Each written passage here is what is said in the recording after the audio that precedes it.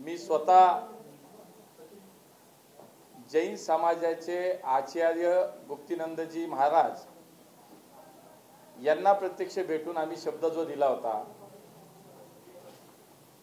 की या जैन बोर्डिंगच्या झालेल्या व्यवहारासंदर्भात जैन समाजाची जी भावना आहे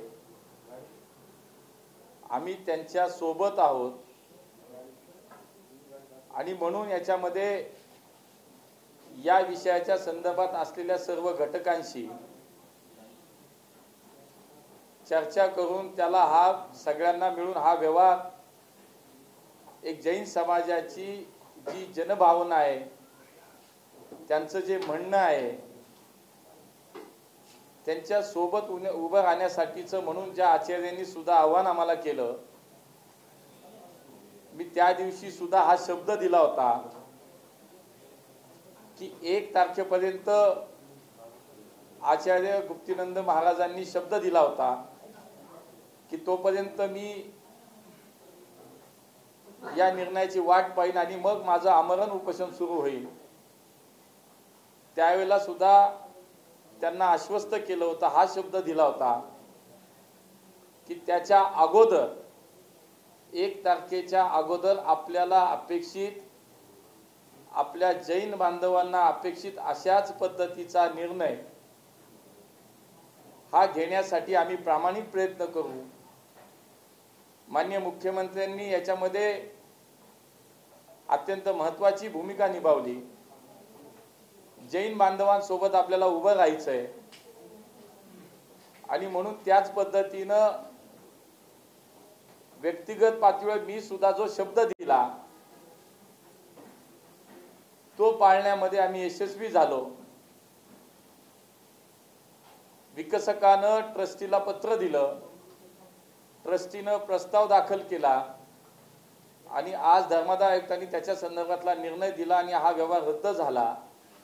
ही सर्वांच्या दृष्टीनं अत्यंत समाधानाची बाब आहे आणि म्हणून मला असं वाटतं की ह्या सगळ्या बाबतीत अत्यंत स्पष्टता पहिल्या दिवसापासून होती आणि आज अखेर या सगळ्या विषयाला पूर्णविराम मिळाला आणि म्हणून मी समस्त जैन समाजाच्या बांधवांना सुद्धा धन्यवाद देईन, अभिनंदन करेन की इकडून तिकडून कुठून ना कुठून राजकीय आरोप प्रत्यारोप या सगळ्या याच्यामध्ये जे होत होते, पण अगदी पहिल्या दिवसापासून या पुण्यातल्या जैन बांधवांनी कधीही व्यक्तिगत स्वरूपात माझं नाव कधीच घेतलं नाही, कारण त्यांनाही माहिती होतं की याच्यामध्ये सत्य काय आहे, वास्तव काय आहे। पण ठीक आहे, झालं ते झालं, मला आता काही त्याच्यावरती बोलायचं नाही। पण एकच आहे की जे जैन बांधवांना हवं होतं त्या पद्धतीचा निर्णय होण्यासाठी म्हणून जे काही आम्ही सगळ्यांनी मिळून प्रयत्न केले, जे आचार्य गुप्तीनंद महाराजांना जे अपेक्षित होतं तशा पद्धतीचा आज निर्णय झाला आणि मला असं वाटतं हे सगळ्यांसाठीच अत्यंत चांगलं आणि समाधानाची बाब आहे। याच्यामध्ये तुम्ही म्हटलात की राजकीय आरोप प्रत्यारोप ते बाजूला जरी ठेवले तर हा व्यवहार रद्द होणं ही नामुष्की नाही। मला असं वाटतं की जैन समाजाची भावना लक्षात घेऊन सगळ्यांनी तो विचार केला की हा व्यवहार रद्द झाल्यानंच सगळ्यांचं समाधान होईल आणि म्हणून मला असं वाटतं की त्याच्याकडे आता वेगळं काही नजरेने पाहण्यापेक्षा जो एक संघर्ष निर्माण झाला, समाज रस्त्यावरती आला आणि त्यांचं म्हणणं आहे की बाबा इथं बोर्डिंग आहे, मुलांच्या शिक्षणाची व्यवस्था होते, राहण्याची व्यवस्था होते शिक्षणासाठी आलेल्या मुलांची, तर तेच राहावं आणि त्याचाच विचार कदाचित एकूण जनभावना लक्षात घेता विकसक आणि ट्रस्टींनी घेतला आणि म्हणून त्यांनी केलेला व्यवहार आता त्या दोघांनी आपापसामध्ये त्यांच्या समन्वयातनं त्यांनी रद्द केला धर्मादाय आयुक्तांच्या माध्यमातून। मला असं वाटतं उलट ते चांगलं झालं।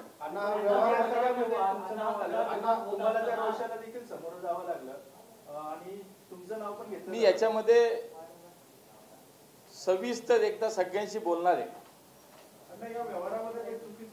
सांगतो मी याच्याबाबत सविस्तर नक्की पुढच्या काळात बोलणार आहे। जमीन विकणारे ट्रस्टी, जमीन घेणारे गोखले बिल्डर्स आणि हा व्यवहार होऊ नये, समाजाला जागा राहावी म्हणून आपली मागणी मांडणारा जैन समाज, या 3 घटकांपुरताच हा विषय असताना त्याच्यामध्ये काय काय झालं, किती राजकारण झालं, किती घाणेरडे खालच्या पातळीचे आरोप झाले, याच्याशी काय काय जोडलं गेलं, मला असं वाटतं हे अत्यंत चुकीचं होतं, खूप वेदनादायी होतं की काही नसताना नाव जोडलं जाणं आणि कुठल्या पातळीवरती जाऊन ते आरोप करणं. मला असं वाटतं हे खरं तर कोणालाच अपेक्षित नव्हतं. जैन समाजाला सुद्धा याच्यामध्ये कुठेही राजकारण नको होतं. सरळ स्वच्छ त्यांची भावना होती की जागा परत मिळावी, ट्रस्टच्या माध्यमातून पुन्हा येतात त्या ठिकाणी सामाजिक आणि विधायक उपक्रम राबवले जावेत. आणि म्हणून ज्या दोघांनी मिळून व्यवहार केला, समाज म्हणून तिसरी व्यवस्था त्याच्यामध्ये किंवा घटक आला, आता तिघांनी एकमेकाचा साधारणतः विचार करून हा व्यवहार रद्द केला, तर मला असं वाटतं की खूप चांगलं आहे.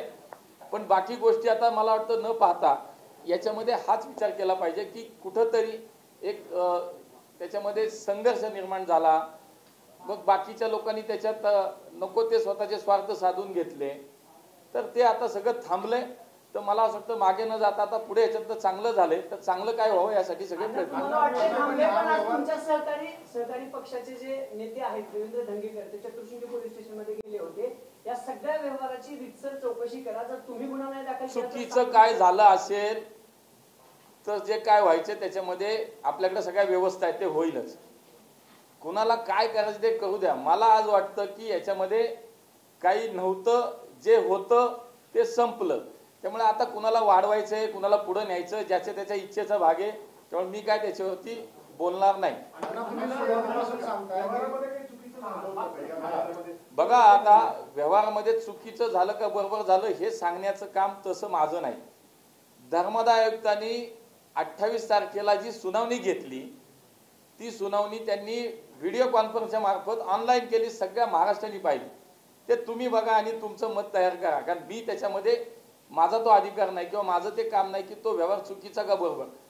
तो व्यवहार रद्द होणं हे सगळ्यांच्या हिताचं होतं, म्हणून त्याच्यासाठी मी पुढाकार घेतला. त्या समाजाने मला आवाहन केलं, विनंती केली. आचार्यांनी मला सांगितलं की तुम्ही समाजाबरोबर उभे राहा, म्हणून मी उभा राहिलो. माननीय मुख्यमंत्री साहेब याच्यामध्ये याच विषयात समाजाबरोबर उभे राहिले आणि म्हणून तो रद्द झाला. आता व्यवहार अगोदर झालेला चुकीचा का बरोबर, मी खरंच अगदी मनापासून तुम्हाला सगळ्यांना पण विनंती करते, त्याच्या खोलात जा. त्याचे पहिल्या दिवसापासूनचे सगळे कायदेशीर त्याची कागदपत्र तपासा, त्याची घटना तपासा. धर्मादाय आयुक्ताकडे असलेले अधिकार, ट्रस्टीकडे असलेले अधिकार आणि विकसक म्हणून त्याच्यामध्ये जे काही गोखले आले, त्या सगळ्यांचं जे काय घडलं त्याची सत्यता पुढच्या काळात मला असं वाटतं की खरं मी तुम्हाला सगळ्यांना आवाहन करीन की तुम्ही एकदा तपासा, त्याच्या खोलात तुम्ही सगळेजण नक्की जा. तुम्हाला राजा म्हणून संबोधलं होतं कारण तुम्ही पुण्याचे प्रतिनिधित्व करता, खासदार आहात. तुमचं पण अधिकार आहे जाऊन बघणं. तुम्ही चेक करणार का किंवा गोखले बिल्डरची काही बोलणं नाही. मला त्यांनी सांगितलं कि आप पुणे के सांसद हो, हमारे समाज के लिए आपको हमारे साथ खड़े रहना है और मेरा आपसे ये आह्वान है कि ये डील कैंसल हो, इसलिए आपको प्रयास करना चाहिए हमारे लिए. आणि म्हणून त्यांनी जेवढं सांगितलं तेवढंच मी केलं. व्यवहार अधिकृत का, चुकीचा का, बरोबर काय, हे माझं काम नाही. मला असं वाटतं ज्यांना त्याची मागणी आहे, ज्यांना ते हवंय ते बघतील. आणि मी तुम्हाला पुन्हा तेच सांगेन, खरं तुम्ही याच्या इतिहासात जा. 1957 का 58 सालापासून काहीतरी हा सगळा ट्रस्टचा सगळा व्यवहार आणि त्याचे कागदपत्र मला वाटतं काहीतरी धर्मादाय आयुक्ताकडनं अस्तित्वात आहे. 28 तारखेच्या धर्मादाय आयुक्ताचं जी काही सुनावणी त्यांच्याकडे झाली ती आपण सगळ्यांनी जर ऐकली ना, तर तुमच्याही मनात एकही प्रश्न राहणार नाही. मला विचारणार तुम्ही नाही, कोणालाही विचारला जाणार.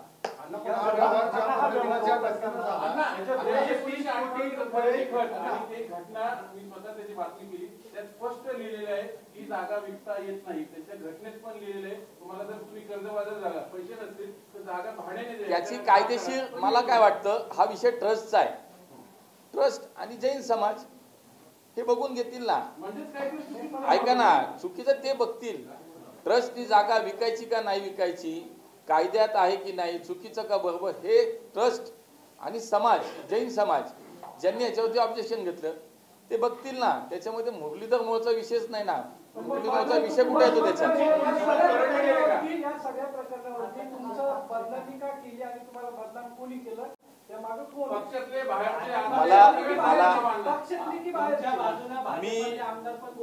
नाही सगळे माझा पक्ष माझ्या सोबत होता, माझे मुख्यमंत्री माझ्या सोबत होते. सांगतो, मला असं वाटतं की पुढच्या काळात भविष्यामध्ये 100% मी तुम्हाला हे इत्तमभूत माहिती पहिल्या दिवसापासून शेवटच्या दिवसापर्यंत काय झालंय मी नक्की देणार आहे. वेळ येऊ द्या, वेळ येऊ द्या. ऐका, एकानी आता बदनाम माझं नाव का घेतलं, मला का याच्यात ओढलं, रोज सकाळी तुम्हीच लोक ज्यांना भेटत होते त्यांनाच विचारा ना. आता हे माझं काहीच मला माहित नाही. त्यामुळे ज्यांनी केलं, का केलं, कागद घ्या, एकदा तपासा. मी किती वेळा आपल्याला सांगितलं की बोलायचं बोलू द्या कुणाला, हे व्यक्ती स्वातंत्र्य आहे, ही लोकशाही आपली. स्वतंत्र भारतामध्ये ही आपल्या लोकशाही आहे, प्रत्येकाला तो अधिकार आहे, कोणी काही बोलावं. पण बोलताना ज्यावेळेला प्रसार माध्यम त्याची बातमी करतात, प्रसिद्धी करतात, एकदा दोनदा तीनदा रोज कधीतरी एकदा पुरावा पाहायला पाहिजे, तपासला पाहिजे. वास्तव काय, सत्यता काय एकदा तपासावी. इथून पुढे तरी कमीत कमी माझी अपेक्षा आपल्या सगळ्यांकडनं ही राहील.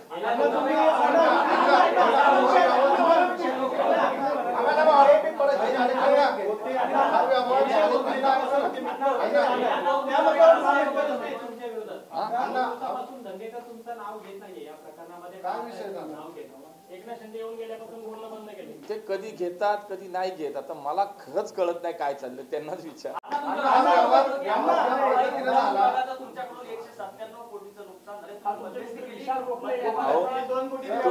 तुम्ही एअरपोर्ट अथॉरिटी ऑफ इंडियाच्या सोशल मीडियावरती जा, त्यांनी लीगल नोटीस पाठवण्याचं त्याच्यामध्ये सांगितलंय, स्पष्टीकरण दिलंय. काय चाललंय, अरे कुठलं काय जोडताय कशाला, तर ती सुद्धा नोटीस बघा. माझा काय संबंध आहे त्याच्याशी, तुम्ही एकदा पूर्ण माहिती घ्या. कोणी काय उठतं सोशल मीडियाला टाकतं आणि त्याच्या आपण लगेचच बातमी करतो, विचारतो हे खरं सांगायचं. त्यांनाच विचारा, कागद घ्या.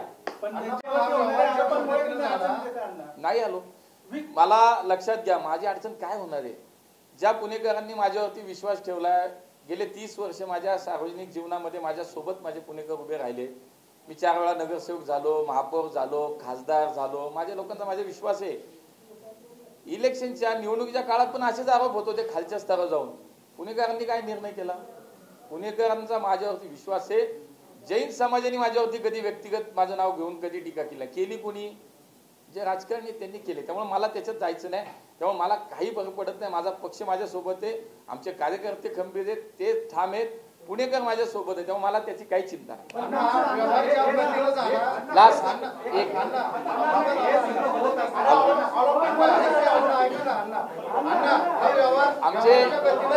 आमचे उपाध्यक्ष पदाचे उमेदवार आहेत, आमचे आमदार संदीपजी जोशी पण आहेत. ऐका ना, नाही मी तुम्हाला सांगतो, बघा आजही आता यांनी खूप चांगला प्रश्न विचारला की व्यवहार गतीनं झाला आणि मग तुम्ही काय केलं. मी आपल्याला सगळ्यांना सांगतो, या व्यवहारामध्ये तलाठी प्रांत तहसीलदार प्रांत कलेक्टर पर्यंत सगळ्यांना कुणालाही जाऊन विचारा, महानगरपालिकेत आयुक्तापर्यंत कुणालाही विचारा, धर्मादाय आयुक्ताच्या कुठे, की मी कधी याच्यामध्ये कोणाला बोललो का, भेटलो का, फोन केला का, मेसेज केला, कुठेही दाखवा कोणी. काय कोणी काय बोलतंय आणि आपण त्याच्यावरती विश्वास. तर माझी तेवढीच विनंती आहे, हे झालं आता चांगलं झालं. जैन समाजाला याच्यामध्ये त्यांना अपेक्षित असा निर्णय झाला. मुख्यमंत्री साहेब असतील, आम्ही सगळे असू, याच्यामध्ये आम्ही जैन समाजाला जे आश्वस्त केलं होतं की आम्ही तुम्हाला न्याय मिळवून देऊ, त्याच्यामध्ये तुम्हाला अपेक्षित असा निर्णय होईल. त्यासाठी विकसक असलेला मी सांगितलं ना, कुठं नाही म्हणलं बाबा, तो मित्र कालही होता आज आहे, त्यालाही सांगितलं की बाबा ही जनभावना लक्षात घे. तोही म्हणाला की जनभावना तर आहेच आहे, पण या सगळ्या प्रकारात माझी सुद्धा मानसिकता अशी झाली की माझं काही चूक नसताना माझ्यावरती इतके आरोप झाले. त्यामुळे मलाही आता तुम्ही सांगता आम्ही सगळे ऐकू. त्यामुळे त्यांनी सुद्धा त्याच्यातनं लगेच माघार घेऊन पत्र दिलं, ट्रस्टींची त्यांची बोलणी झाली आणि तो विषय संपला. मला असं वाटतं आता पुढं नाही जायला पाहिजे, मागे नाही बघायला पाहिजे. झाले चांगलं झालं, विषय संपलेला.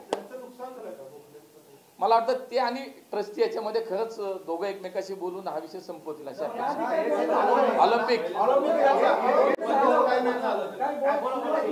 सुरुवातीला पहिल्यांदा जेव्हा आरोप झाले त्याच वेळी नाही माझं काही बोलणं नाही झालं. ज्या वेळेला आचार्य गुप्तीनंद महाराजांनी ज्या वेळेला मला तिथं बोलावलं, मला त्यांनी सांगितलं की तुमच्याकडनं आमच्या समाजाची अपेक्षा आहे की हा विषय रद्द झाला पाहिजे, तुम्ही याच्यात काम करा. आणि मग मी सांगितलं आणि मी त्यांनाही सांगितलं होतं की मी सांगेन, बाकी हा समाजाची भावनाही लक्षात आणून दे आणि हा व्यवहार रद्द होण्यासाठी मी प्रयत्न करेन. ते झालं. भाजपची एक टीम त्यांना मदत करते असं सातत्याने आरोप आहे का? अशी कुठली एक टीम त्यांना मदत? तुम्ही शोधून द्या मला. मी सांगितलं या सगळ्या प्रकारात माझा पक्ष, माझे नेते, पुणेकर हे माझ्या सोबत होते आणि ते कायम राहणार.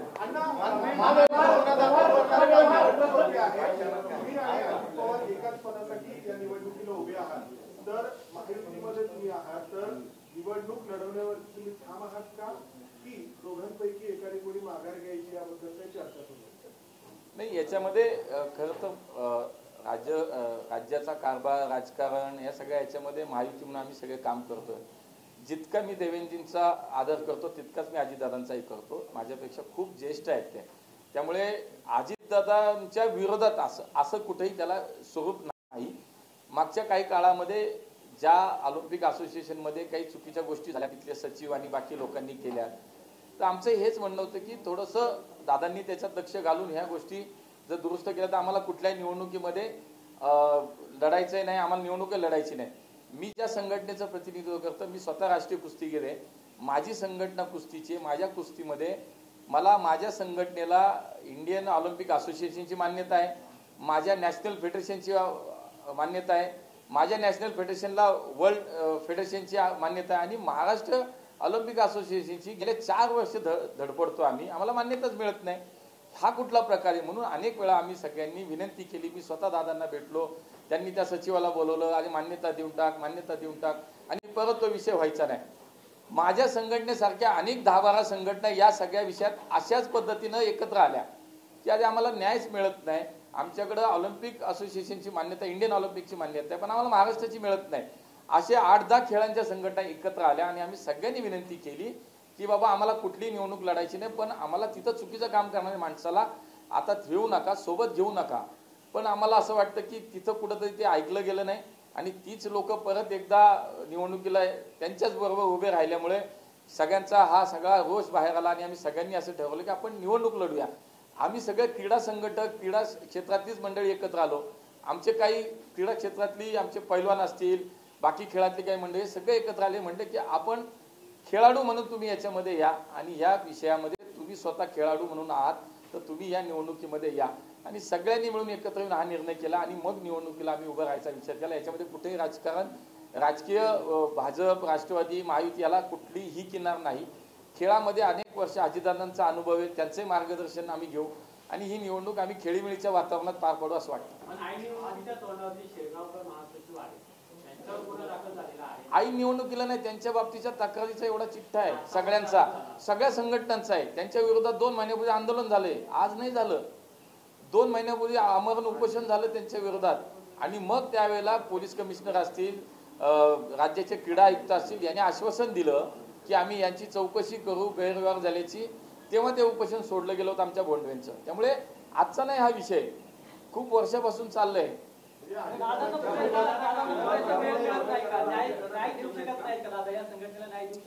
आमचा वैयक्तिक व्यक्तिगत काही आमचा आरोप नाही दादांवरती. आमचे नाही, मला असं वाटतं तुम्हीच बोलता, मला बोलू तर त्या मंदार सर काय सक्षम नाही आहेत का शिरगावकरांवरती कारवाई करायला? आमचा मुद्दा एकच आहे अजूनही की अजितदादांबद्दल आमचा कधीही आक्षेप नव्हता. त्यांच्या कामाबद्दलही आमचं म्हणणं नाही. त्यांनी खरंच खूप चांगलं काम ते करतायत. 3 टर्म त्यांच्या झालेल्या आहेत. त्याच्यामध्ये आता चुकीच्या माणसांना बाजूला ठेवलं पाहिजे होतं. चांगली 4 माणसं घ्या, एवढंच आमचं म्हणणं होतं. पण ते झालं नाही ना, दुर्दैवानं झालं नाही.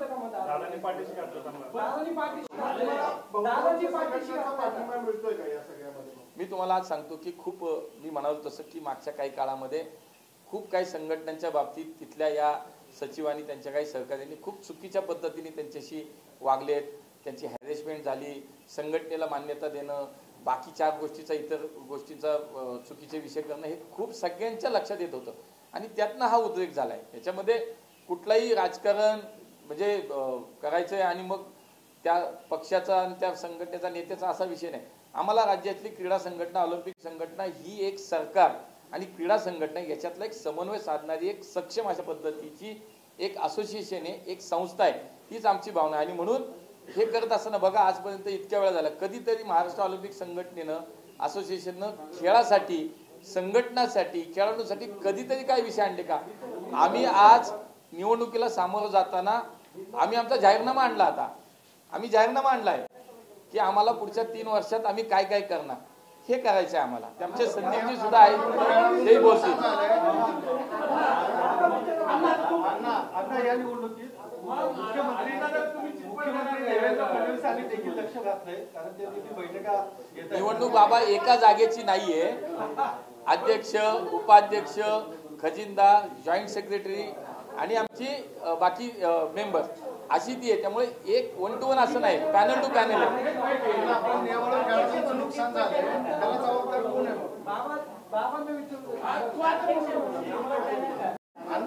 मुख्यमंत्र्यांनी लक्ष घातलंय या निवडणुकीत, कारण ते नाही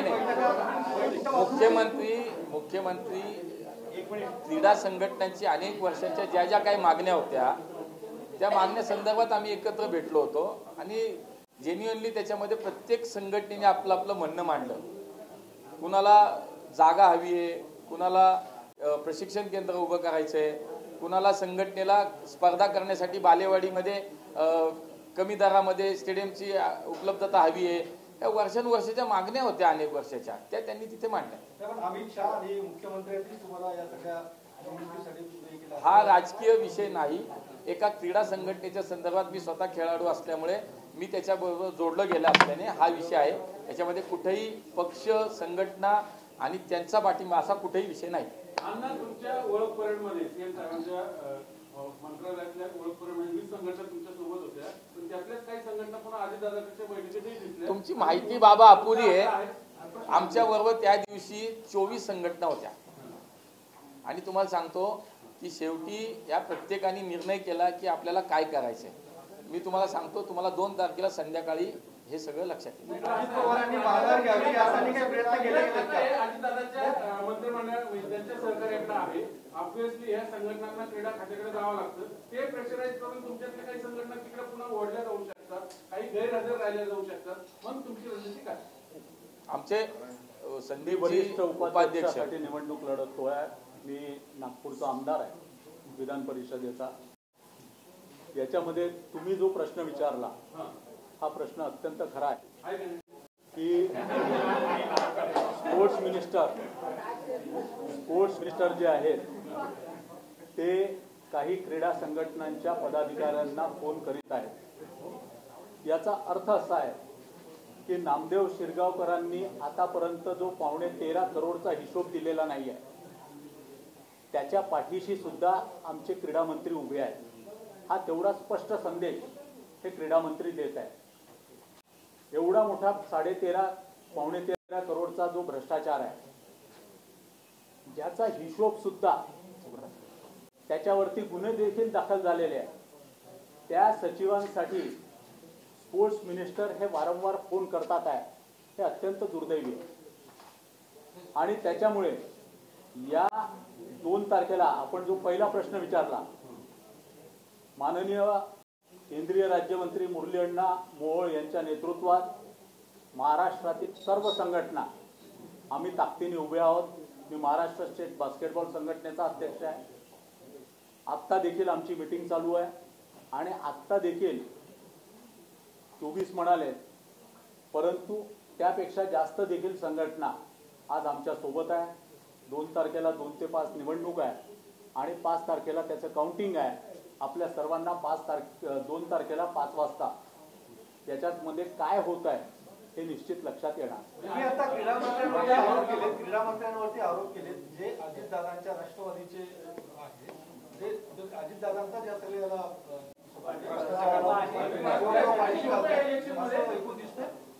माझं असं म्हणणं आहे याच्यामध्ये की आता अजितदादा त्यांना सांगतात आहे की नामदेव शिरगावकर त्यांना सांगतात आहे, हा त्यांचा प्रश्न आहे.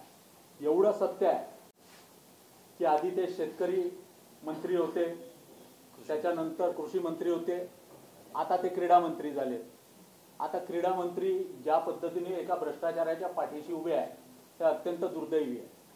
आणि त्यांनी कुठल्याही पद्धतीचा हिशोब त्यांच्या क्रीडा मंत्रालयाने एकही पैशाचा हिशोब मागितला नाही. आणि त्याशिवाय ॲडिडासच्या बद्दल किती पैशाचा ॲडिडास होतं, त्यांनी मंत्रालयाकडे काय मागणी केलेली आहे याचा देखील FIR हा पुण्यामध्येच झालेला आहे. आणि अशाच्या मागे ते उभे राहतात आहे. ते दुर्दैव आहे. आणि 2 तारखेला याचं उत्तर या महाराष्ट्रातल्या सर्व संघटना देणार.